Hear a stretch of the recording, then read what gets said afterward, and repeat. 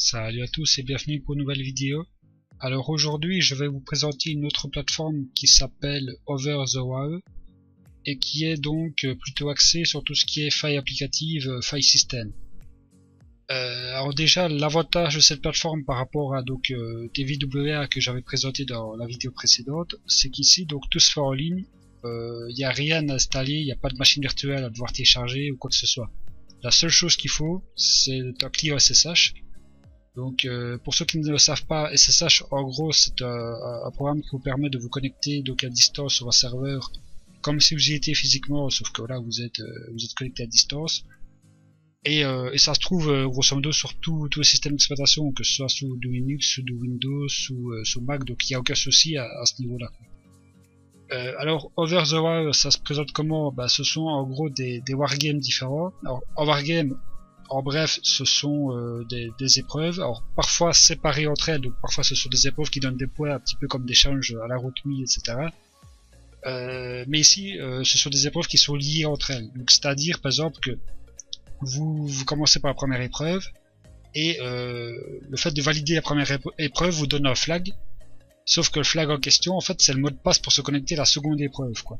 Et la seconde épreuve, une fois que vous l'avez validée, il vous donne le mot de passe pour vous connecter à la troisième épreuve, etc. quoi. Donc en gros, ce sont des épreuves qui se suivent l'une l'autre, parce que chacune donne le mot de passe pour se connecter à la suivante, quoi. Donc comme vous le voyez, c'est composé en différents wargames, donc il y en a une dizaine, j'ai envie de dire. Chacun allant de 20 à 30 exercices, donc en gros, il y a environ, allez, je dirais 200 ou 300 exercices sur la plateforme, donc c'est franchement pas mal à ce niveau-là. Ça va de niveau débutant à un niveau confirmé, quoi. Donc il y en a vraiment pour tous les goûts. Donc ce que je vais faire, c'est que je vais vous montrer les quelques premiers exercices, donc les 4-5 premiers du premier wargame qui s'appelle Bandit. Alors ce sont des exercices relativement simples, hein. Donc si vous avez un petit peu d'expérience ou quoi, vous allez vous dire que oui, c'est un peu con comme truc. Mais encore une fois, je vous le dis, c'est classé par ordre croissant de difficulté, donc plus vous allez avancer, plus forcément ça va devenir compliqué, plus vous allez vous retrouver face à des cas, je dirais, plus réalistes que Bandit, quoi. Parce que Bandit, c'est vraiment plus vous apprendre, enfin c'est pas vraiment des vulnérabilités, c'est plutôt vous apprendre grosso modo les différentes commandes de Linux, genre aller retrouver un fichier particulier dans un dossier par exemple. Plutôt que de devoir parcourir tout, voilà, vous allez taper une certaine commande qui va vous ressortir le fichier que vous voulez par exemple. C'est ce genre de petites épreuves là, donc qui en soi ne sont pas vraiment des vulnérabilités, mais qui pourront être utilisées par la suite dans de vrais CTF ou wargames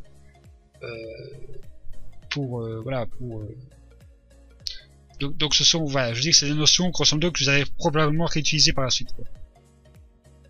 Donc voilà, on va commencer tout de suite par Bandit, hein. Donc on va faire seulement 4 exercices parce que je crois que attendez, on va voir, mais à mon avis il y a une trentaine d'exercices en tout. Donc forcément on ne va pas tous à faire. Si ça vous intéresse, on fera probablement le reste peut-être en vidéo, hein, si jamais ça vous dit. Donc ouais, voilà, il y en a 34, donc il y a de quoi faire, quoi. Donc voilà, nous on va déjà commencer par le niveau 0, hein. Donc alors, pour ce faire, chaque exercice sur le site possède une description donc qui vous explique un petit peu ce que vous devez faire, etc. Donc on va commencer par le niveau 0, hein. Et là donc on vous donne déjà les accès forcément pour vous connecter, parce que le niveau 0, il faut bien vous donner le mot de passe pour y accéder. Donc on vous dit qu'il faut se connecter sur ce serveur-ci, sur ce port-ci, et avec l'identifiant, donc le username Bandit0 et le mot de passe Bandit0 aussi. Voilà, c'est assez facile à retenir. Donc c'est ce qu'on va faire tout de suite. On va déjà copier le serveur. Et après donc on va se connecter sur le premier challenge qu'on va réaliser, et puis après vous allez voir un petit peu comment ça se présente, quoi. Hop, voilà, et c'est parti. Donc premièrement, c'est de se connecter donc sur le serveur Casto, donc SSH-P pour préciser le port, donc ici c'est le 2220. Le user c'est bandit0, arrobas le nom du serveur. Et puis là on va vous demander un mot de passe logiquement, qui est donc bandit0 aussi. Et voilà, on est connecté. Donc, première question que vous allez vous poser, c'est ok, voilà, c'est bon, je suis connecté, mais qu'est-ce que je dois faire? Alors, chaque challenge, si vous allez sur le site, chaque challenge possède en fait une description. Donc, vous voyez ici que voilà, du niveau pour aller du niveau 0 au niveau 1, ben, c'est là où on est actuellement. Donc, vous allez voir et on vous dit voilà, grosso modo que le mot de passe est stocké dans un fichier qui se nomme readme. Donc, voilà, c'est ce que vous devez faire c'est grosso modo l'objectif du challenge, quoi. Et vous voyez aussi en dessous que on vous donne quelques commandes. Donc en gros, ça, ce sont des commandes qui peuvent vous aider. Enfin, c'est pas forcément celles que vous devez utiliser. Hein. Si vous en utilisez d'autres, bah, libre à vous de le faire. Mais c'est celles, par exemple, qui peuvent être utilisées pour résoudre le challenge en question. Donc voilà, on vous donne une petite indication sur les commandes à utiliser, quoi. Donc ici, bah, c'est tout simple. Il suffit juste d'afficher. Donc, bah, on nous dit qu'il est dans enfin, on nous dit qu'il y a comment dire, un fichier qui se nomme readme, donc on va déjà lister les fichiers, donc pour ça c'est ls, hein, faire un petit ls. On voit qu'on a un readme, et puis après il suffit juste d'afficher, donc ça, pour afficher le contenu d'un fichier, bon, on peut utiliser cat sur Linux, et on va faire donc un petit simplement cat readme, et là on voit qu'on a un flag, qui est en réalité donc le mot de passe pour se connecter au challenge numéro 1. Donc ici voilà. On va ici, moi, je sais pas s'il y a peut-être une autre solution pour se connecter sans devoir quitter, mais bon, personnellement je quitte. Alors pour quitter, c'est soit vous tapez exit, soit moi personnellement j'utilise le raccourci CTRL D, donc c'est plus rapide. Voilà, CTRL D, hop, vous quittez. On se reconnecte, mais cette fois-ci avec le compte Bandit A, mot de passe qu'on a trouvé, hein, donc c'est pas Bandit A ici, hein, c'est bien ce mot de passe-ci qu'il faut taper. Hein. Hop, et voilà, nous sommes donc au niveau 1. Donc même chose, hein, niveau 1, on va voir la description, qu'est-ce qu'il faut faire. Alors, le mot de passe se trouve donc dans un fichier qui se nomme tiret, situé dans le home directory donc de l'utilisateur. Donc même chose, on fait un petit ls.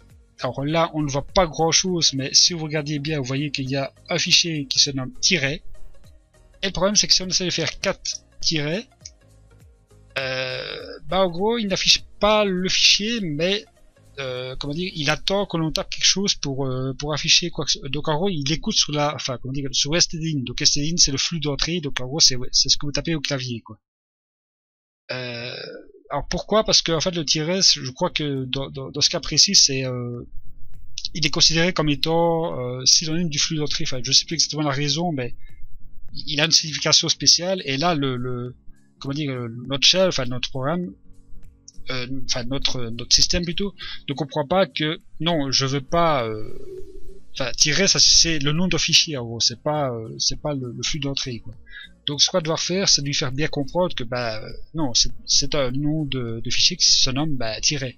Alors, pour ça, c'est simple, soit on peut utiliser donc un chemin relatif ou absolu. Et ici je vais utiliser donc relatif. Donc relatif, ça veut dire que c'est par rapport au dossier où on est. Donc je dis dossier courant, donc pour ça c'est point. Donc ça, le point c'est dossier courant, slash, pour dire voilà, dans le dossier courant tu vas chercher tel fichier, et ici on va tout simplement mettre un tiret. Et ici donc il comprend bien que c'est le fichier nommé tiret qui se trouve dans le dossier courant, et on a bien notre mot de passe. Donc voilà, hop, copier, on quitte. On se connecte sous le compte Bandit 2 et c'est reparti. Donc hop, on va voir la description du niveau. Et là on nous dit que voilà, le mot de passe se trouve donc toujours dans le dossier home, et que son nom c'est space in this file name, donc séparé forcément comme le nom l'indique par des espaces. Et donc voilà, on va faire un petit cat space. Bon, d'abord on va faire un petit ls d'habitude pour lister les fichiers. Alors ici, on a l'impression que c'est 4 fichiers séparés, mais en fait pas du tout. C'est le même fichier. Donc si on fait un petit ls-la, donc L c'est pour liste, et A je crois que c'est pour avoir plus d'informations comme le propriétaire, la date de modification, les droits, etc. Donc là on voit bien que voilà, on a donc des fichiers. Et on a donc notre fichier space in this file name qui est un seul et même fichier. Hein, c'est pas plusieurs fichiers. Le problème c'est que si on tape comme ça space in this file name, vous allez voir que déjà 4 nous renvoie des erreurs. Il nous dit voilà, j'ai pas trouvé le fichier space, j'ai pas trouvé le fichier in, j'ai pas trouvé le fichier this, et j'ai pas trouvé le fichier file name. Pourquoi? Tout simplement parce que le problème c'est que en tapant ceci, comment dire, le séparateur par défaut au niveau des arguments c'est l'espace. Donc là en gros cat il comprend que je veux afficher et le dossier et le fichier space et un fichier qui se nomme in et un fichier qui se nomme this et un fichier qui se nomme filename. Donc en gros il pense que je veux afficher 4 fichiers différents. Sauf que non, ça c'est space in this filename, c'est notre fichier, fichier qui contient des espaces, oui, mais voilà. Donc il va falloir lui, comment dire, trouver un moyen pour lui dire, bah non, tout ça c'est un seul et même fichier, quoi. C'est pas 4 fichiers séparés, quoi. C'est un seul et même fichier.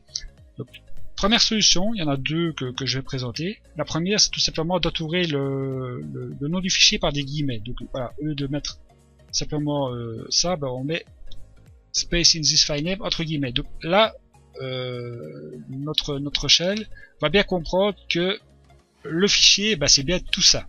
Voilà, c'est bien tout ce qui est entre guillemets. Et pas, c'est pas 4 fichiers séparés par un séparateur, quoi.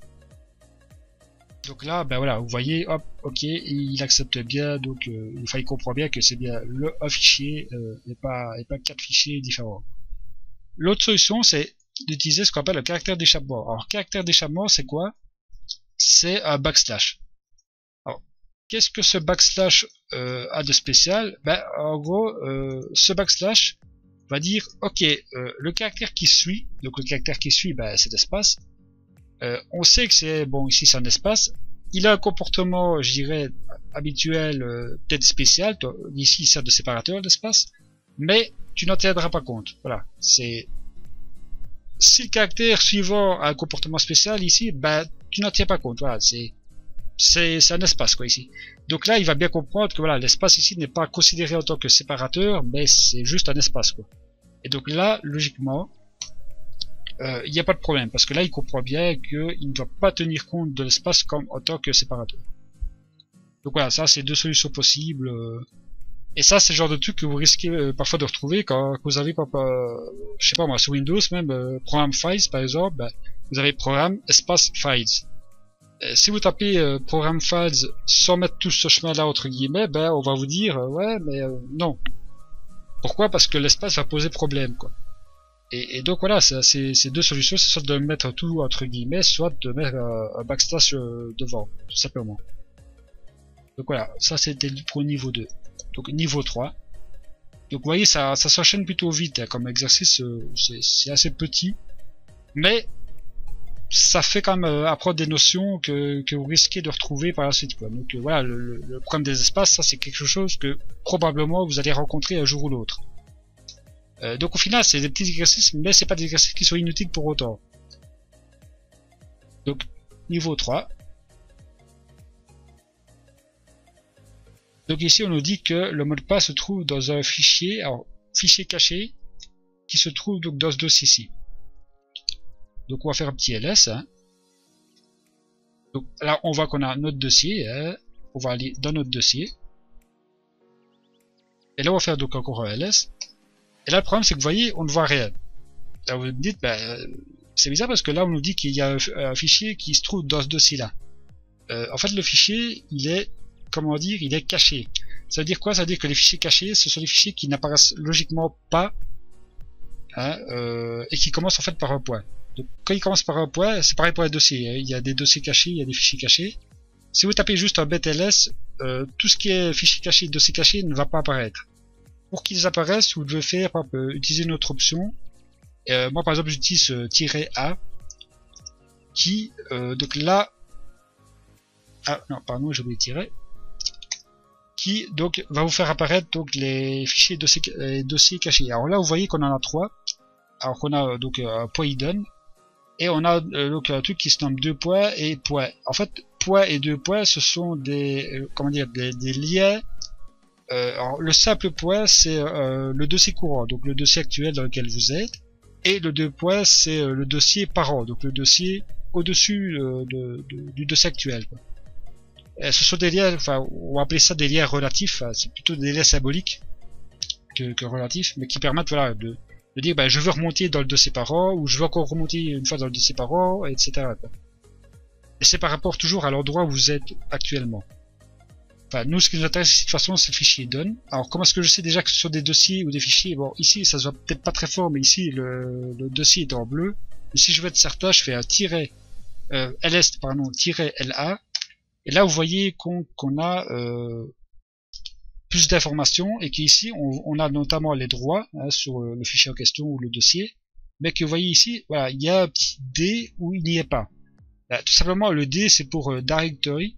Donc pour dire que c'est un dossier, et s'il n'est pas, bah, ça dit qu'en gros c'est un fichier, quoi. Donc ici on voit bien que les points et deux points, bah, ce sont des liens symboliques vers des dossiers, donc c'est considéré comme des dossiers, tandis que notre fichier hidden, bah, il n'a pas de D parce que voilà, c'est un fichier. Donc voilà. Donc ici on voit tout simplement un fichier, donc pour un fichier, bah, ça change pas d'un cadre normal, c'est juste que voilà, il faut mettre forcément le point devant le fichier, hein. Si vous mettez juste hidden, il ne va pas comprendre, hein. Si vous mettez le point, ben voilà. Ben voilà, on a notre mot de passe, quoi. On va encore faire un ou deux exercices, histoire d'un petit peu vous montrer différentes choses. Hop, non, pardon, niveau 4.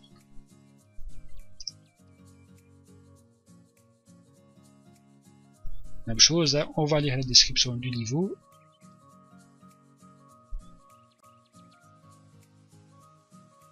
Alors là, on nous dit que le mot de passe est stocké donc toujours dans le dossier question et qu'il est lisible par un humain.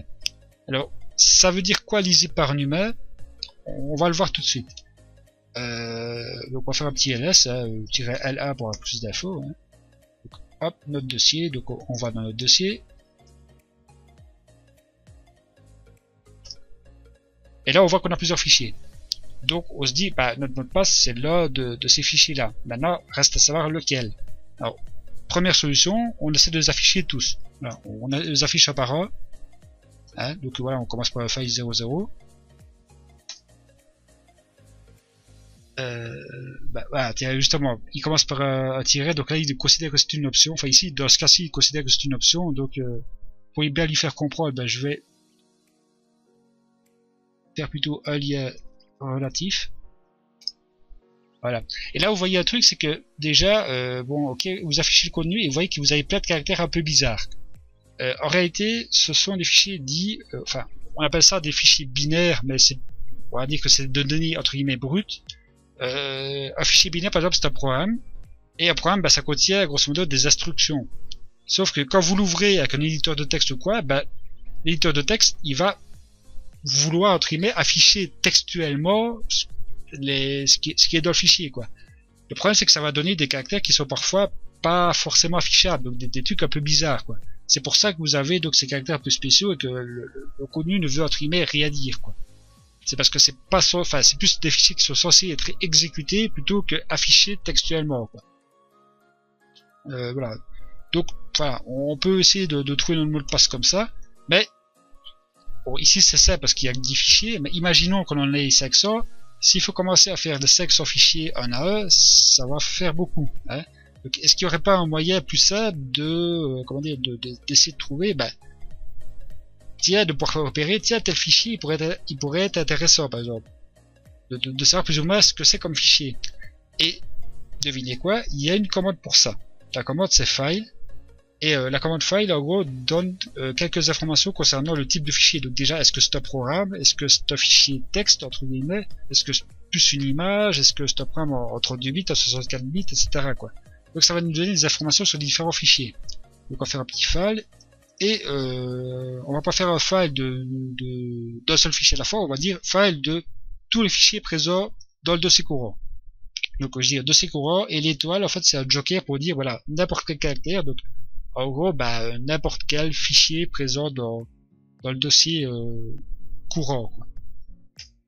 Et là, on voit que donc qu'on a le type de fichier, et on voit qu'ici c'est des données brutes, des données brutes, des données brutes, etc. Sauf que ici le fichier texte, le fichier 7 pardon, pas texte, on voit que justement, bah, c'est du texte. Donc c'est du texte ASCII. Donc ASCII, ça veut dire en gros tout ce qui est caractère imprimable, A, B, C, D, 0, 2, 3, 4, 5, 6, 7, caractères spéciaux, etc.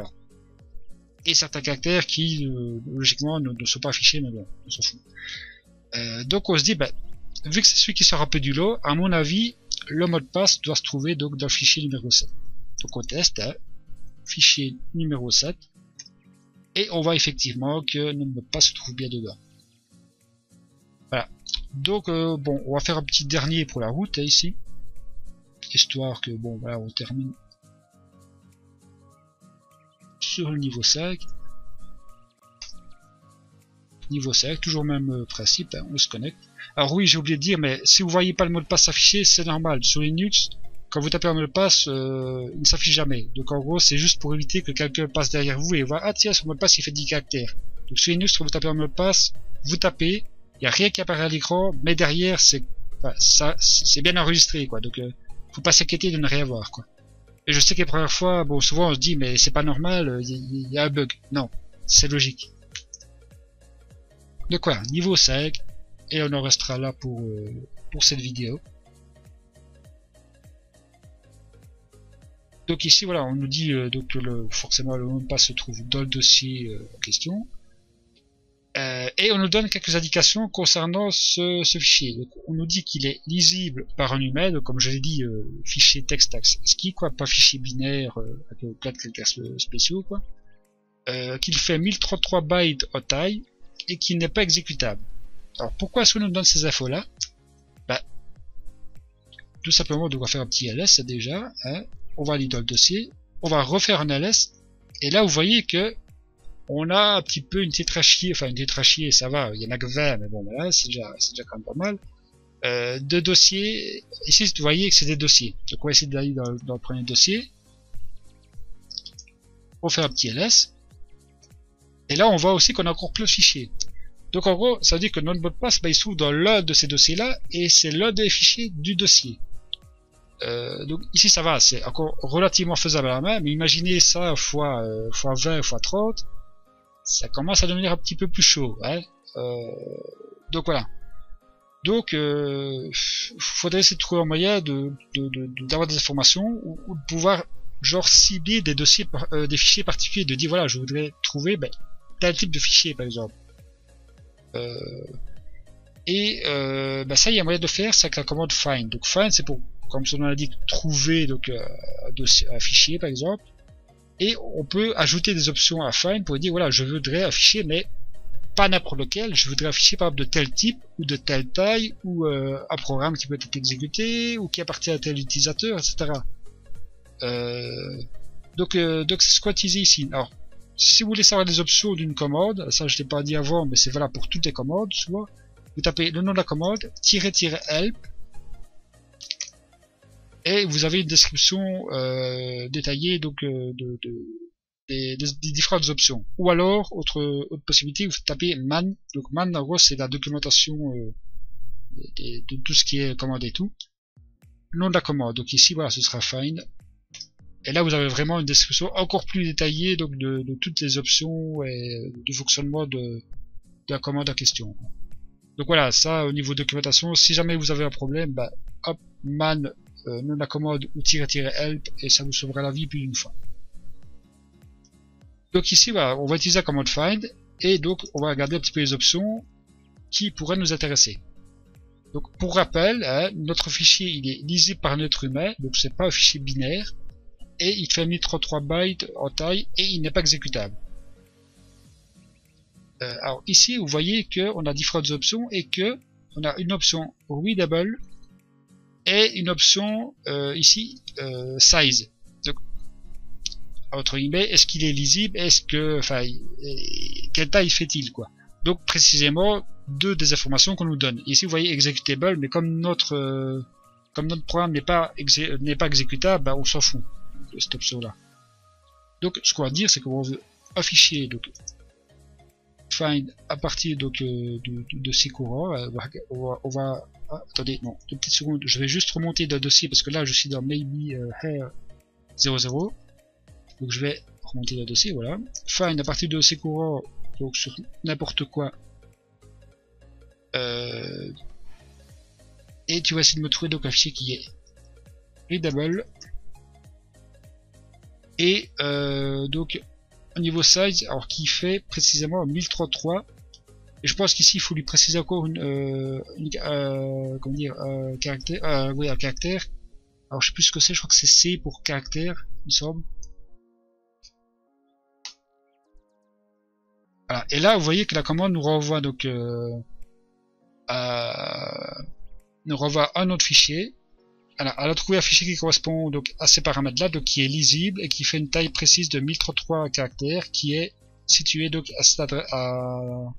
donc dans le dossier maybe 07 et file 2. Donc on va, enfin c'est probablement notre mot de passe, donc on va l'afficher. Hein. Hop. Et effectivement, vous voyez ici qu'on a bien notre mot de passe. Bon allez, on va faire un petit dernier quand même pour la route. Je dis que ce serait le dernier, mais bon allez, hop, faisons le 6, tant qu'on y est. Niveau 6. Hop.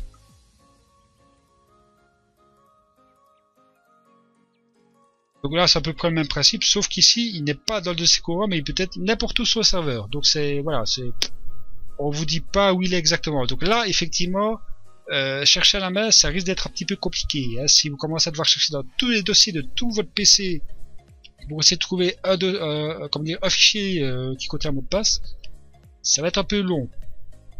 Mais on nous donne des indices, c'est-à-dire que il appartient à l'utilisateur Bundy7, il appartient au groupe Bundy6 et il fait 33 bytes en taille. Donc même chose, on va utiliser find.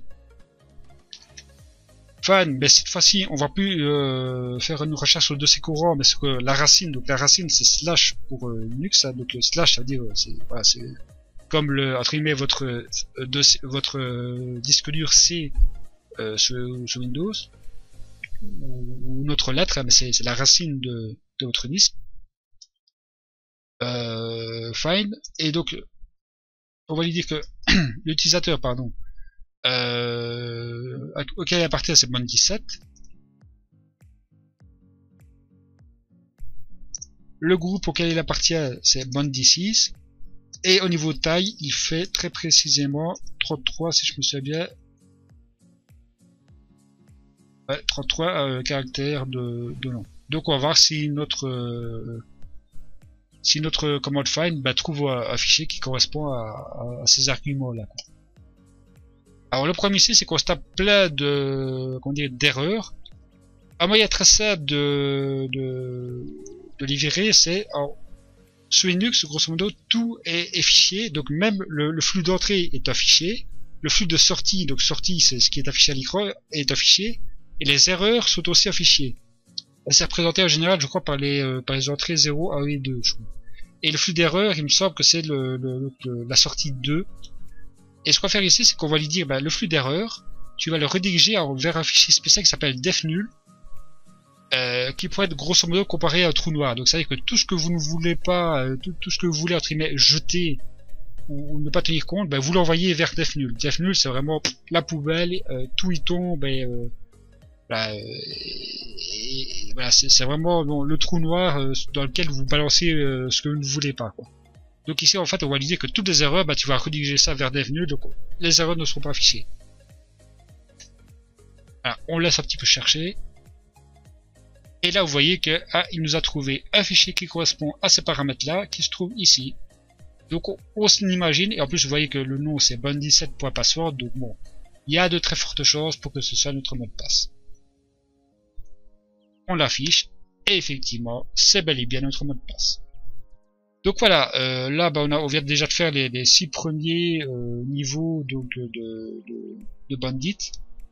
Donc vous voyez ça, voilà, pour ce wargame là en tout cas, ça s'enchaîne assez vite, hein, c'est pas des niveaux très très compliqués, mais vous voyez que bon voilà, ça vous fait un petit peu travailler vos commandes, find, déplacement dans un fichier, afficher des fichiers, etc.